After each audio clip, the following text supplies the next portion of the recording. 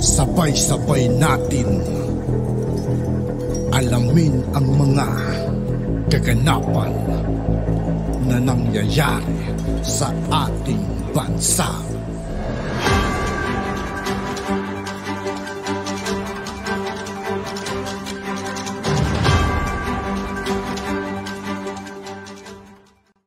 Yo, what's up mga kaibigan? This is I2K po again. Ngayon nandito naman ulit tayo sa channel ni Ka-BBM News PH. Dito naman ulit tayo magbibigay ng komento at reaksyon. Kaya samahan nyo guys. Let's go! Mga ka-BBM, ibinunyag ni retired PNP General at ngayon ay Congressman na Bonifacio Busita ang kota-kota system ng mga kapulisan kung saan ay nagkakaroon ng mga paglabag sa hanay ng mga tiwaling pulisa. Dahil dito inatasan ni Busita itong si DOJ Secretary Boying Rimulya na imbestigahan at tuluyan ng tuldukan ito dahil apektado na ang mga kawawa nating mga kababayan.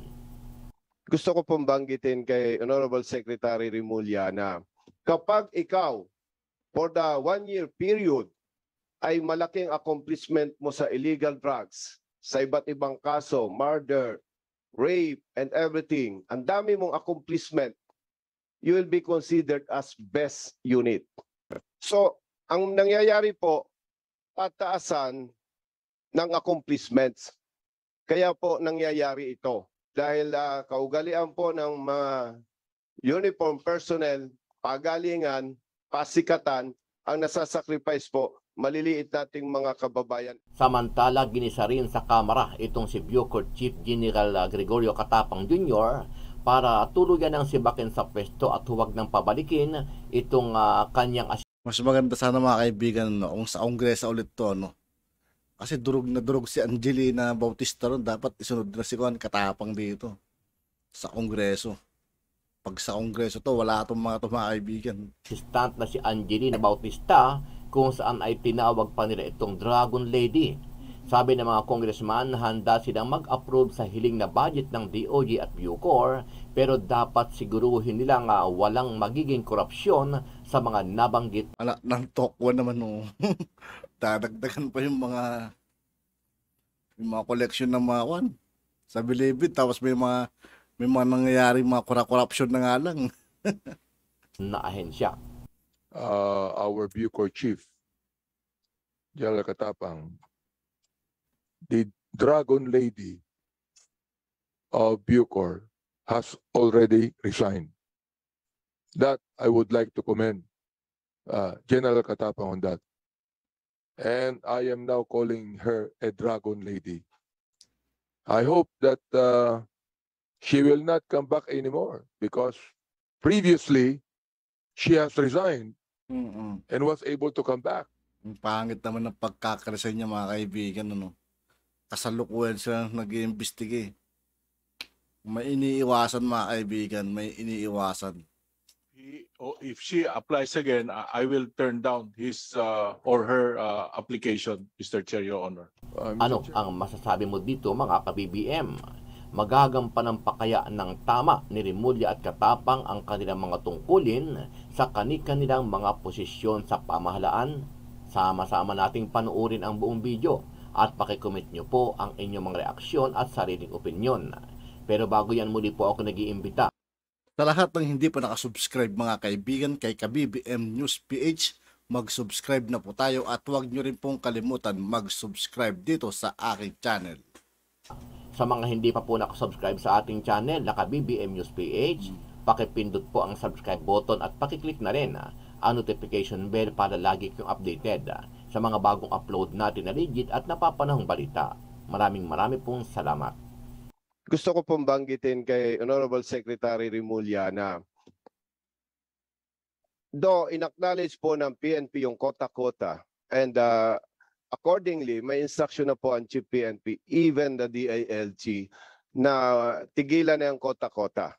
Pero gusto ko po samantalahin na nasa position si DOJ Secretary na ako po ay 100% naniniwala ako dito na habang hindi nababago ng PNP yung parameters doon sa tinatawag na best police officers, best police units, ano po yun?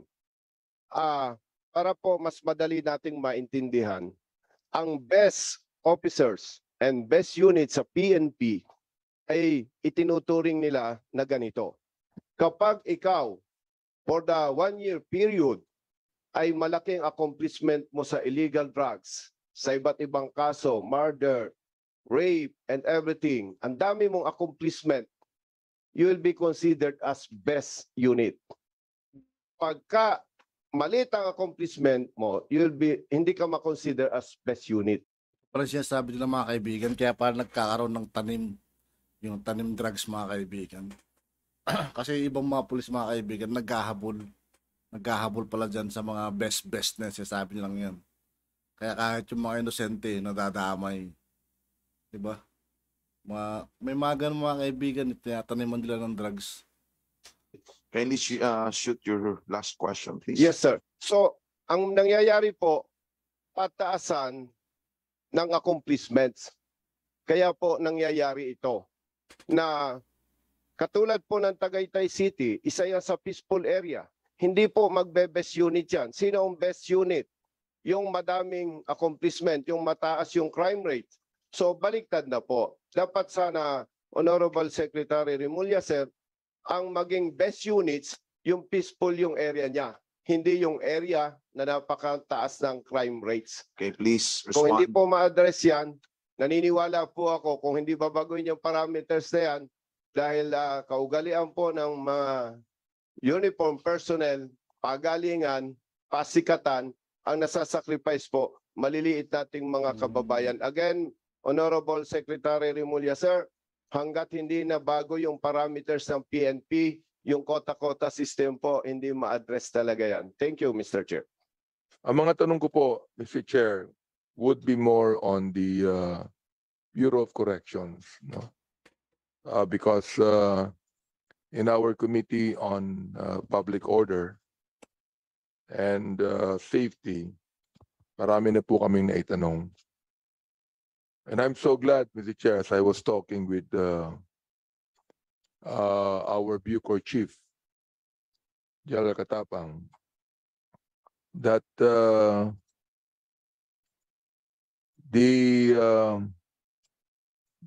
Dragon Lady of Bucor Binansagan nila si Angelina Bautista na Dragon Lady mga kaibigan. Dragon Lady. has already resigned. That I would like to commend General Katapang on that. And I am now calling her a Dragon Lady. I hope that she will not come back anymore because previously she has resigned and was able to come back. You know, well, I would like to ask our chief of the Bucor if there's no way for her to be able to come back to Bucor again, Mr. Chair. Please, Bucor. Mr. Chair, Your Honor, he has filed her irrevocable resignation. In as much as this is a black and white letter, if she applies again, I will turn down his or her application, Mr. Chair, Your Honor. Mr. Chair, would Bucor continue to investigate on the Dragon Lady so that proper charges can be filed if ever, Mr. Chair? Mr. Chair, Your Honor, the investigation is ongoing in as much as we are submitting to you periodic reports every week of what is happening in Bucor, Mr. Chair, Your Honor. Mr. Chair, hindi ko na po itatanong pa yung ibang tanong ko because I was just talking to him. And the only thing that I asked from him bilang isang bishop ng Christian denomination, that Bucor needs spiritual rehabilitation. Not only, Mr. Chair, on the PDL, but the men and women under his command, Mr. Chair. Yun lang po ang request ko sa kanya, Mr. Chair. Mr. Chair, Your Honor, that was my first marching order to all the PDL and now Bucor employees. You have to have your God whether it's Allah or you're a Christian or a Catholic, in as much as Bucor is under threat from bad evils. No? We need the spiritual enlightenment in as much you know what I'm taking care of are criminals. They have to look back and find their God. So, Mr. Chair, I'd like also to ask him a question that I asked during a committee hearing, because I do believe that, Mr. Chair, the chief of Bucor has a lot of problems to solve, you know? And one of the problems that he must solve is the corruption in the Bucor. So I just would like to ask, and I would like this to be put on record, Mr. Chair, is there massive corruption in Bucor right now? Mr. Chair, there's some minimum form of corruption among and between PDL and the Bucor employees. In as much as these things happen, if these two things happen at the same time, there should be a corruptor and the corrupted. But after thinking so much of what are the steps I will have to take, next month I will issue or there's an order that Bucor will now be a cashless zone. All people who have money inside the jail will be confiscated, including the PDLs and the employees. All right. Mr. Chair, during the investigation that we conducted with the Committee on Public Safety and Order, it was revealed, Mr. Chair, that they were able to get in billiard tables, mahjong tables, and other things inside the kubos. I'd like to find out, Mr. Chair, from our chief, good chief, if all of these things have been taken out. Yes, Mr. Chair, they are already dismantled. Okay, Mr. Chair. Lastly, a joint venture between Bucor and a private company happened in 2021 during the administration of General Bantag.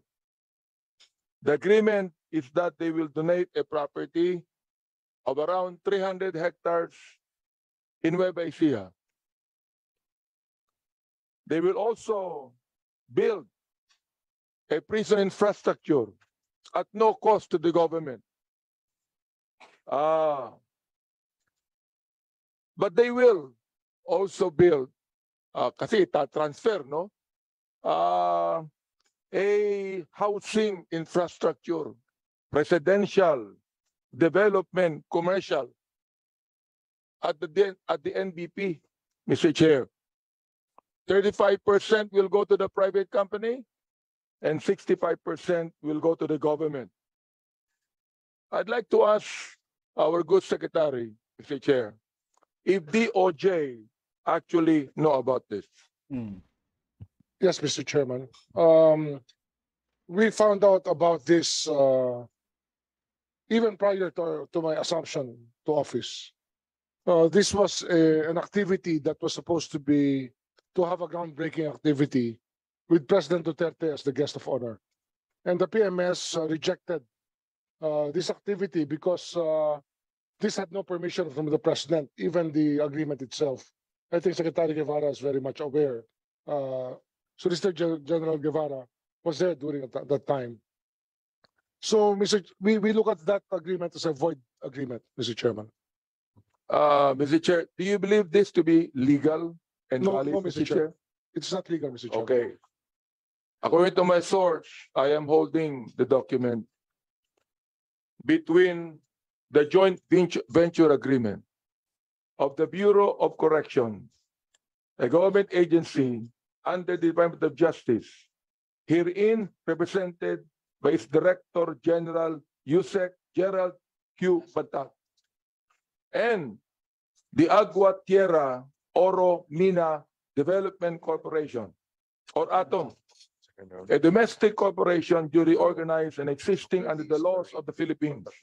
So therefore, Mr. Chair, as our good secretary says that it is not legal and valid, I'd like to find out, Mr. Chair, what would be the Department of Justice do about this agreement, Mr. Chair? The agreement, Mr. Chairman, is unenforceable. They cannot enforce that agreement because it is void ab initio. It's ultra vires, Mr. Chairman, signed beyond the scope of his powers as Director General of the Bucor. It means, Mr. Chair, this is not actually enforced, not even implemented. It cannot be Little bit. enforced, Mr. Chairman. Well, Mr. Chair, thank you very much for this time. Thank you, Mr. Secretary, for your answers. Thank you, Mr. Chair, for the time you've given to me. Salamat po. On to my next question. Noong 2004 po, napasama sa GAA for that year ang paggawa ng Building 11A ng Bilibid Maximum Security Area. Dito po sa Building 11A, sino po yung mga nakabinbin na PDLs dito? At kailan po ito last na ni-repair yung area na ito?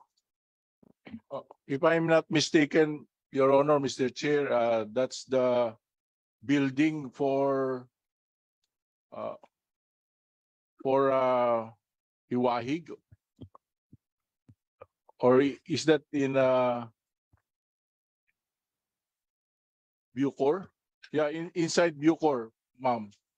Yes, kailan po last na na-repair ito? Matagal na po, ma'am. Yung tanong, hindi mo sagot ng maayos. Iba-iba yung sagot ni Katapang, mga kaibigan. Tinatanong kung kailan, pero iba-iba yung mga sinasabi niya. Parang Lenny lang din, mga kaibigan, nilutang. Sir Chair, Your Honor. Yeah, in as much as may funding kami ang about 1 billion, pero outside Bucor po, Mr. Chair, Your Honor. Mr. Chair, tanong po, wala bang plano ang Bucor ngayon na ayusin ito? Since may mga PDLs tayo na narito, and mostly po, for your information, mga political prisoners po ang narito. And meron po ba sa ngayon? Pwede po, Mr. Chair, Your Honor, yung mga minor repairs. Kasi kung makita nyo po sa bisita ng mga congressman natin tsaka senators, imbis na isang floor lang po yan, in-extend hanggang 3 mesa, 3 layers. Dahil wala talaga pong space. Ang pinakamaganda po talaga is ilabas na sila sa Metro Manila so that we can put up a better place for them. At yun nga po, mga kaibigan, dito po nagtatapos ang ating reaction video. Muli, ako po si I2K ng Sundalo ng Dunggalo at 811. Maraming salamat sa patuloy na pagsuporta. Yeah. Peace out.